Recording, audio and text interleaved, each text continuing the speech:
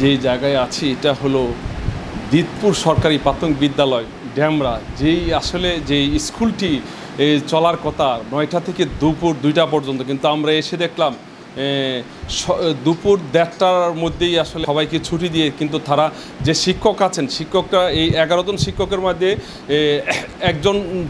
দুজন আছে ছুটিতে, আর হেডমাস্টার 12টা পর্যন্ত স্কুল করে উনি চলে গেছেন যে সরকারি যে কর্মকর্তা আছে, যে ওনার যে থানা কর্মকর্তা আছে, থানা কর্তার কাছে। আমরা এসে দেখলাম এখানে স্কুল ছুটি হয়ে গেছে 1:32 কিন্তু তারপর এখন শিক্ষকদের ডাকলাম, তারা বলছে যে 8জন শিক্ষক ছিল, কিন্তু এখন 8জন শিক্ষকের মধ্যে আমরা পাইলাম মাত্র 3 জন শিক্ষক এখানে উপস্থিত রয়েছে।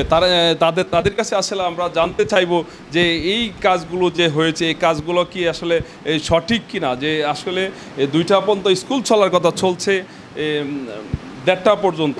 এই কাজটা আসলে কি, এটা কি আপনারা কি অন্যায় করেছেন না?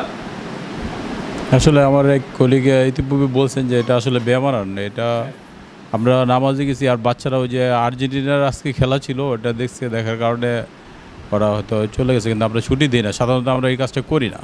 দর্শক, যেমনটি আমাকে আসলে বুঝিয়েছেন যে আর্জেন্টিনার খেলা থাকার কারণে আজকে স্কুলে তারা আসলে আধা ঘন্টা আগে ছুটি দিয়েছেন, কিন্তু এটা কি সম্ভব যে একটা এখানে টিচার নাই, হেড টিচার নাই বিদায় তারা আসলে বিভিন্ন ধরনের অজুহাত দিয়ে আমাদেরকে বলছে যে আজকে তারা আগে ছুটি দিয়েছে, কিন্তু আমাদের কাছে তথ্য আছে এই স্কুলটি প্রতিদিন 1টা থেকে 1:30টার মধ্যে ছুটি দিয়ে শিক্ষকরা যার যার মতে বাড়ি চলে যায়। আপনারা যে কাজটা করছেন এটা কি সঠিক হয়েছে? না, আমরা শোনেন, আজকে একটা ভুল বোঝাবুঝি গেছে, ঠিক আছে? কার সাথে বলবো না না, বাচ্চারা আমরা নামাজে গেছি তোরা বুঝতে পারে নাই, করছে যে আমরা চলে গেছি নাকি, ওটা বাচ্চারা মেনলি আর্জেন্টিনা খেলা দেখছে তো। এই আপনারা কয়জন নামাজে চলে গেছেন?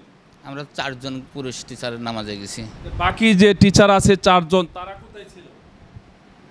তা তো এখন কি বলবো।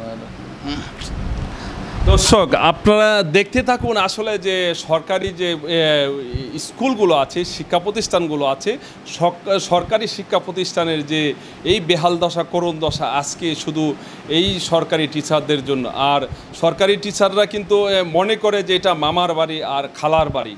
আমরা আসছি মামার বাড়িতে বেড়াইতে, সকালে আসছি, আমরা 1 ঘন্টা স্কুলে দায়িত্ব পালন করে আমরা চলে যাব, কিন্তু আমাদের কাছে তথ্য রয়েছে এই স্কুলটি প্রতিদিন 1টা থেকে 1:30টার মধ্যে আসলে তারা ছুটি দিয়ে যার যার মতে চলে যায়। কিন্তু আমরা এই আজকে হাতে নাতে পাইলাম যে 9 জন শিক্ষকের মধ্যে আজকে তারা বলছে যে 8 জন শিক্ষক আছে, 1 জন ছুটিতে আছে, কিন্তু আমরা এসে পাইলাম এখানে মাত্র 3 জন শিক্ষক।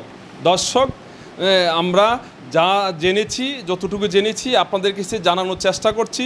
আর এই ছিল আমার কাছে মনিরুল আলম, গ্লোবাল টেলিভিশন, ড্যামরা থেকে।